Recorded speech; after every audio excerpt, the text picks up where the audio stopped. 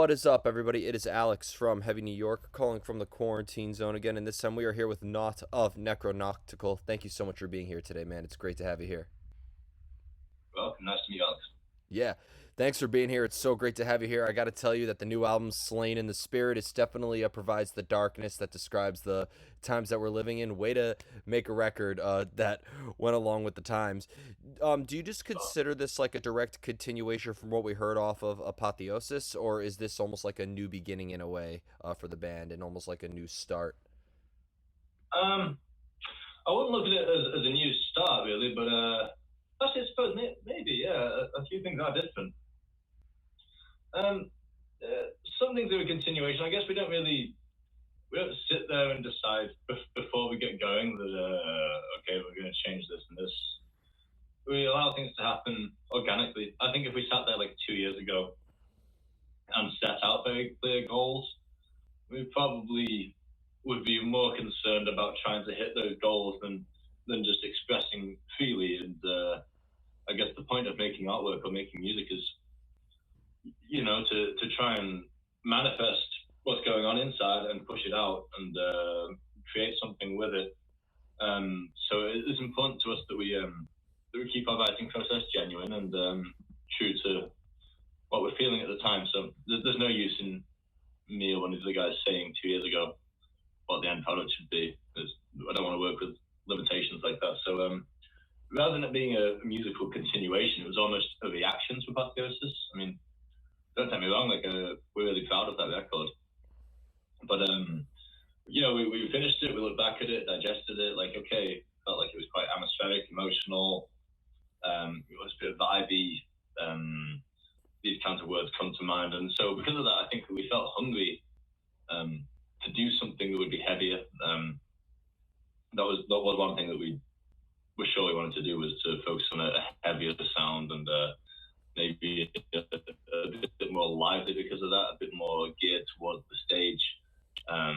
Songs that would be cool to get a reaction from people, and that would be extreme on par with some of the heavier bands that we listen to, or the that kind of thing. So we wanted to do that.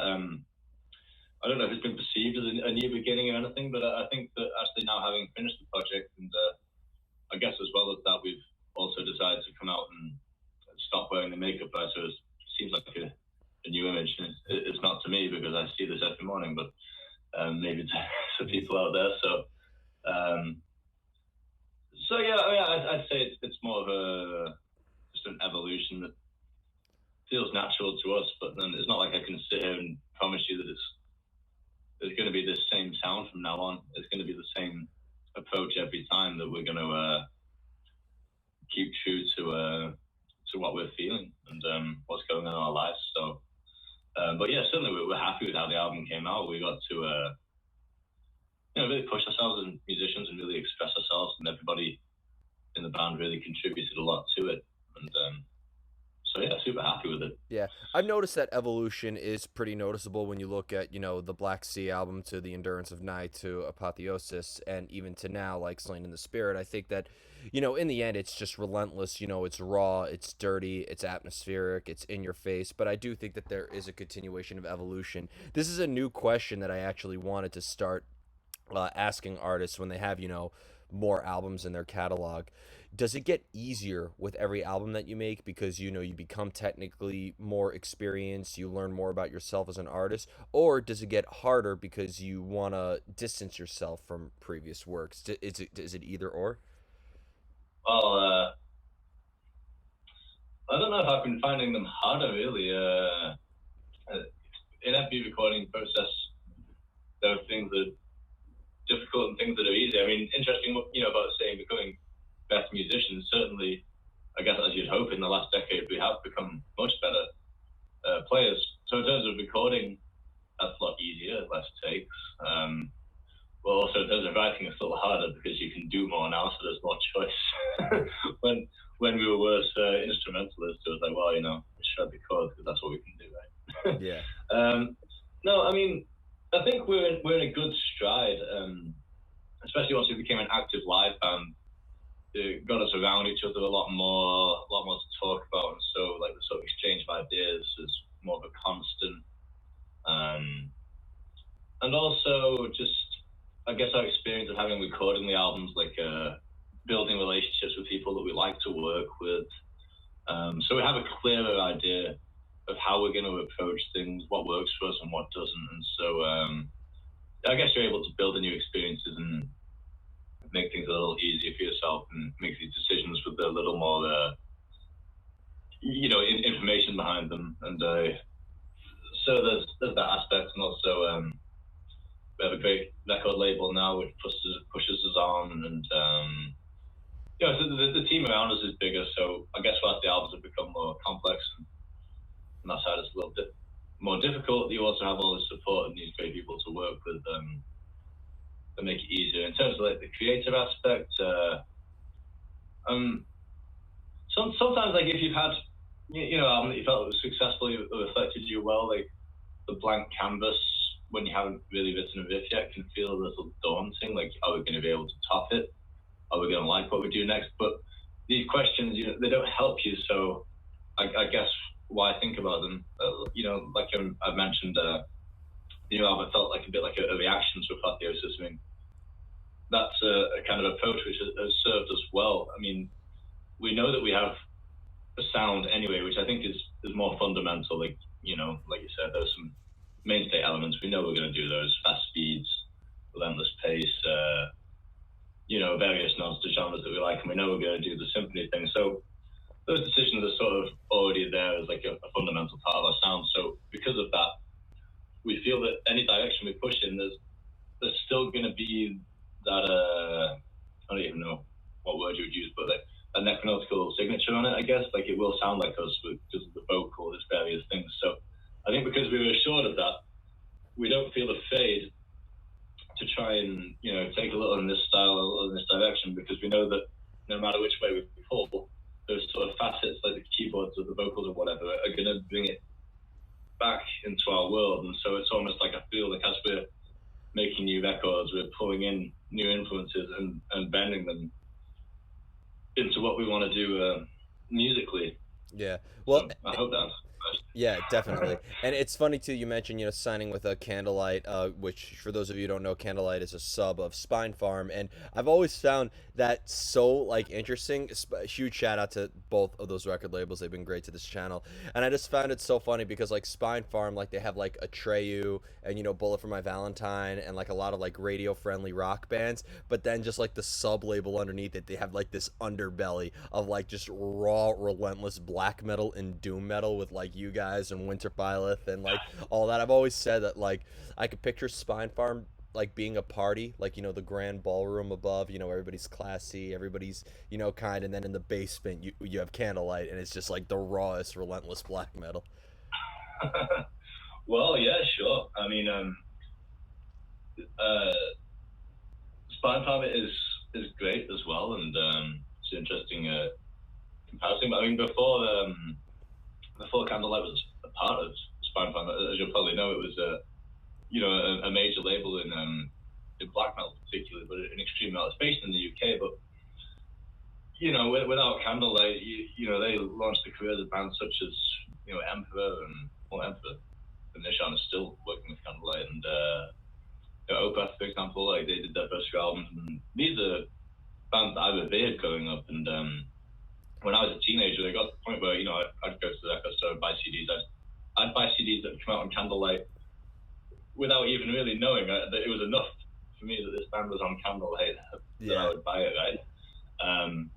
When I linked up with Spine Farm, that was shortly before we'd signed with the label. I've worked with Candlelight before, but insofar as I can see, just from my perspective, that's done nothing but good for the label. The team's really big, really great, super supportive. Darren, our A&R guy, who's worked with the label before the merger with Spine Farm, he's been brilliant to us. He's a good friend of mine, and just supportive, and just really helps it along. And it's just obvious that he cares about what he's doing, and everyone at the label cares about what they're doing. And with that, it becomes about quality. And they're a great name in the extreme metal scene. And with their continued work with Spinefarm, it's I hope for many more years to come they'll continue to put out some of the best releases we have in this scene. The back catalog there Definitely. speaks for itself. Definitely. I wanted to talk a little bit about like the lyricism too of the band, because like has there ever been a time, I've always said that like black metal has, not all the time but a lot of times, has been very conceptually driven, especially with a lot of like recent, like post black metal bands and a lot of these avant-garde bands. I think Agalloch has been very influential in conceptual thinking for black metal, as well as so many other bands, Sayor and so much. Has there ever been a time where maybe like a lyrical idea or a lyrical concept could influence the composition of the music as well, or have you always needed the music before lyrics came into play? No, it happens. It's a good question. I feel like they kind of feed into each other a little bit. The lyrics, they're important to us. It's funny because I spoke to my girlfriend's sister's partner, I guess, someone I'm close to, and he doesn't really get the music, nothing against it, but it's not into it. So like he asked me, he said like, are there lyrics? Like does it matter? And I was thinking like, yeah, it matters a lot. But it's funny because a lot of work goes into lyricism, and I guess without really delving them yourself, even with an ear that's accustomed to metal, you're probably not going to get that surface value a lot of the time, maybe a couple of lines. But I think working on the lyrics is still super important for the intent behind the vocals and the music. And also just to give you a little something extra to dig into. Like, I mean, for me as a music fan, like it's something, once I've digested the sound, I like to dig into the lyrics and understand a little more about them. So yeah, with our lyrical process, I guess you could say that music does technically come first, because sometimes we'll have a vague idea of like concepts we want to use. We have very loose concepts like a record, but yeah. So as we were developing riffs and ideas like around that, sorry, my computer's making tons of noises. As we're developing ideas, we'll an idea will start to come in, and that usually be influenced by the kind of sounds coming out. So on Stain, for instance, we wanted to talk about altered states of consciousness and kind of like nightmares, visions, and hallucinations and demons in the mind, I guess. And the reason that idea came about was because as we started to put the first demos together, the songs on the album, you've heard it now, there's a lot of ideas going on, a lot of changes, a lot of twists and turns, and we started to think like, okay, so maybe it feels kind of contorted a bit, disorienting. So we take it into the music, that starts to play it, but once we know that that's the idea, we're still writing songs as well, so then the lyrics will start to come together, and then we'll start to write music that's going to suit the mood of that passage and that kind of thing. I work very our bass player, the anchorite, he fundamentally creates the lyrics, but we work closely together on them. So whilst he kind of finalizes them, the topics are discussed between everyone. And so, once we're talking about such a topic, we'll start to throw in little things that might influence it. I already mentioned there's altered states of consciousness, so we started talking about life and times of Aleister Crowley and like his kind of psychedelic experimentation and various cults, kind of mind control, like influencing people's thought patterns, religions to psychedelics, and these kinds of things were all sort of ideas that were tossed into the hat, I guess. Mm-hmm.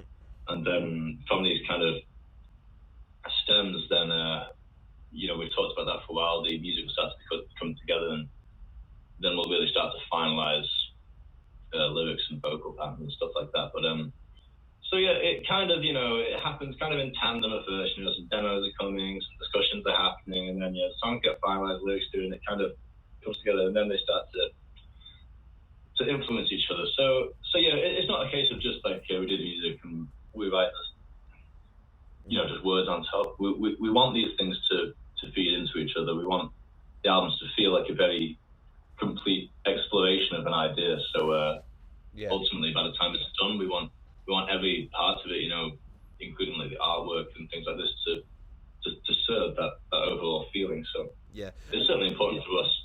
Yeah. Yeah, I mean, Obscura did that for a long, address that sort of subject matter a lot with their album series, and like, and I've always wondered, like, when bands like, for instance, like Sabaton, right? Their music is very conceptual, and I can't picture the subject matter that they address demonstrated through another form of music. But like, and then you take like a band like Ulver when they wrote an album about the assassination of Julius Caesar and like how their experimental side was really like, why do you feel that almost to address this altered state of consciousness is like the style of music that you play is almost the best way to describe it? Because I feel like it's been addressed through Obscura, it's been addressed through Tool, it's been addressed through doom metal, prog metal, metalcore. I'm just Yeah. curious, and I know I'm not asking you to change your style by any stretch of the means, but like with any concept that you've had, why do you feel that maybe this style of metal best supports your idea? I don't necessarily feel that it is the best as supporting the idea. I guess on the surface, people look at it and go, "Okay, this Necronauctical is a black metal band." Um, we, yeah, I mean, like fundamentally, I suppose that is what we are, but we've never been afraid to branch out from, I guess, like the sort of traditional confines of black metal. In fact, we're quite keen to just draw in different influences and. Sure, for a band like Obscure, it works just great because their music is so chaotic and intricate and dissonant. And I suppose maybe it's just because we felt that, for us within our world, this sort of stuff that we were doing is not on the level of contortion that Obscure are creating, but for us, this was off the wall and complex. And so it just it just sort of brought these kind of images into mind. And we're not ever thinking about, okay, well, which bands have done this? I mean, I love these bands. I love Tool as well. So maybe these kinds of things do subliminally influence. They think, well, I like these kinds of things, and I also like black metal, so you can sort it. But we're not worried too much about what's gone before and what hasn't. I think we're more afraid of just going down the beaten path. We've never wanted to just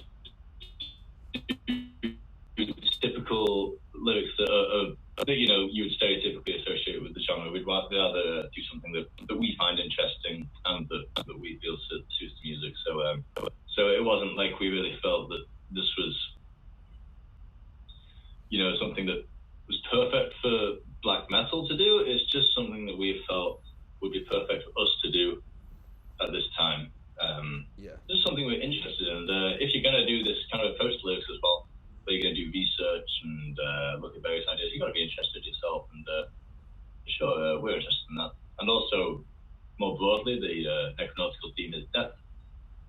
And there's this idea of like a death hallucination, kind of a experience that your brain goes through as you die. And I always thought that'd be a pretty vivid exploration of death, which is what the band means. So yeah, it's just a new angle for us to approach our concept from, I suppose.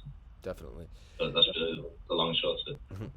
And the final question I wanted to ask you is, I've been asking every black metal band about this style. Is like, I've interviewed Necro Butcher from Mayhem.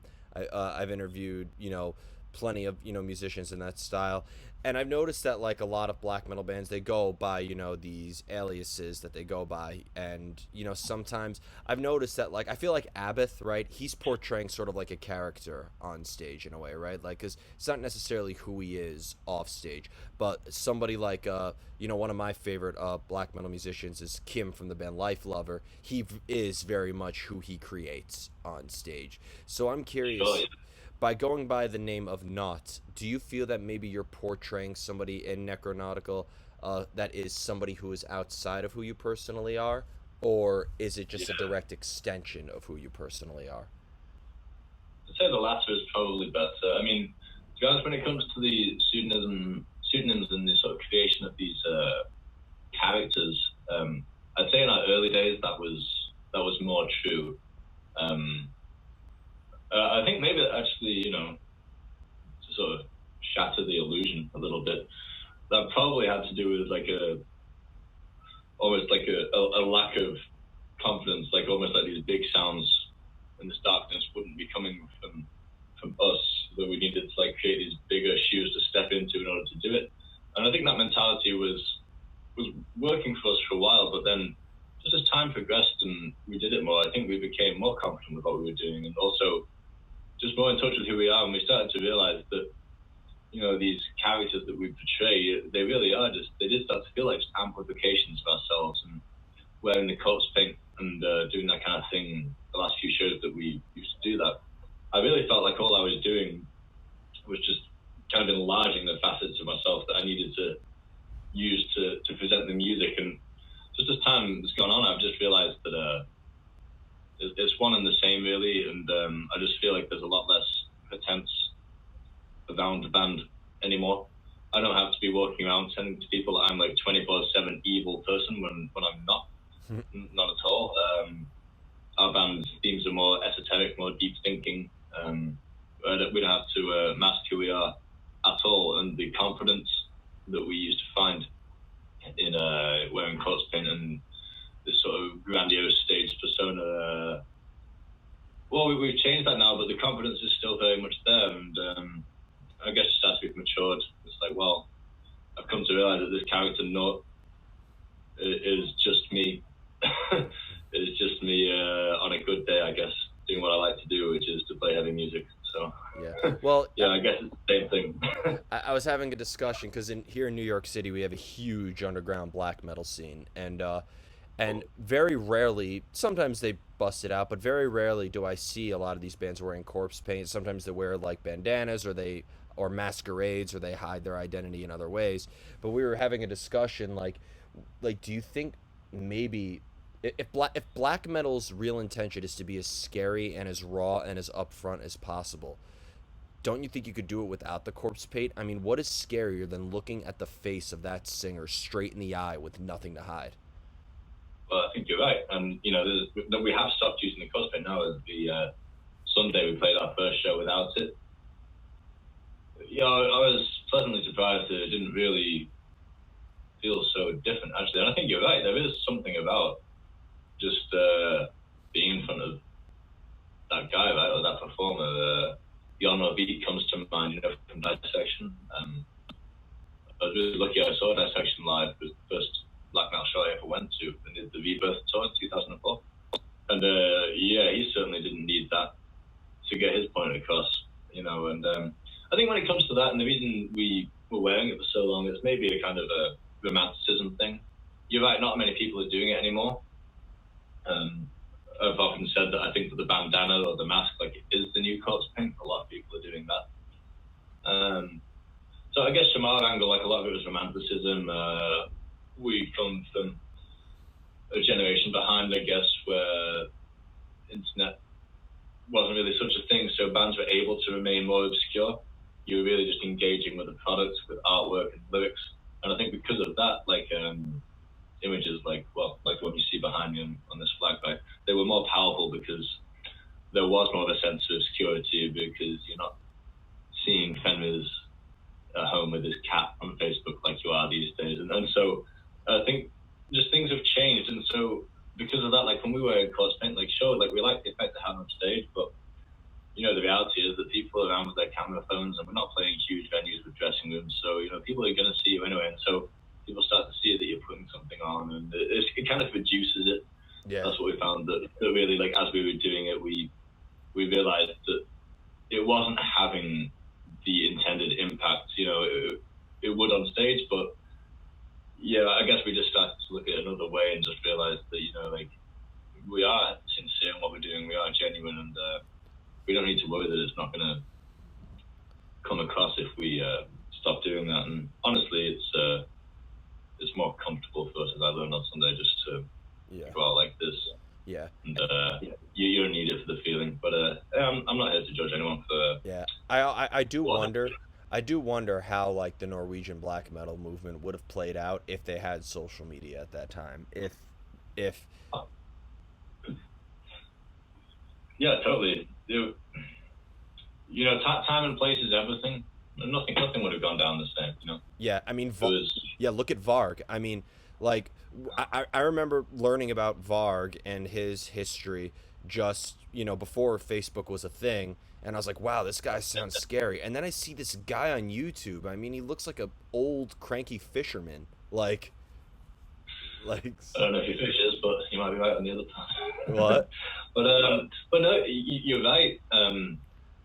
All that stuff, that dangerous image that was created in part by themselves and in part through sensationalist media, it couldn't have happened now. They created a novel panic, and yeah, I learned about it sort of pre-internet as well, and there was this, I'm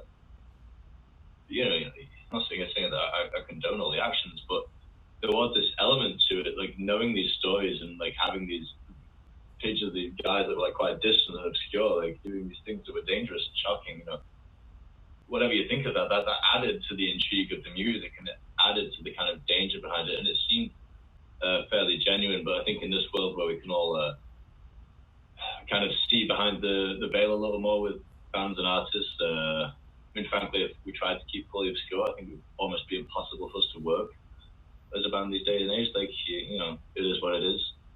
You have to keep on the social media or whatever and create content or whatever. It's just different times, and it's fine, but I think it would never have existed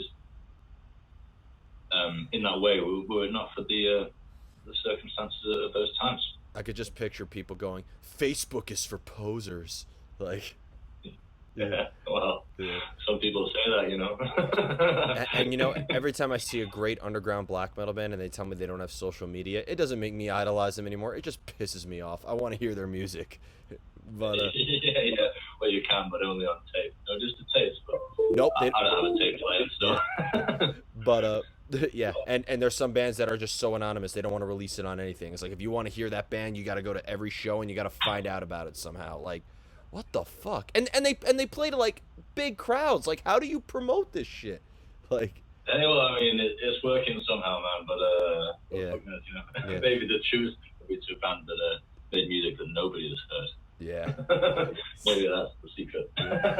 So before we go, I want to thank you so much for your time today and for such a great conversation. I really wanted to address a lot of this, so it's great to finally have this conversation. Is there just anything else that you'd like to promote for the band? Obviously thanks to a certain bullshit virus that shall not be named, and I'm going to call that virus a poser too.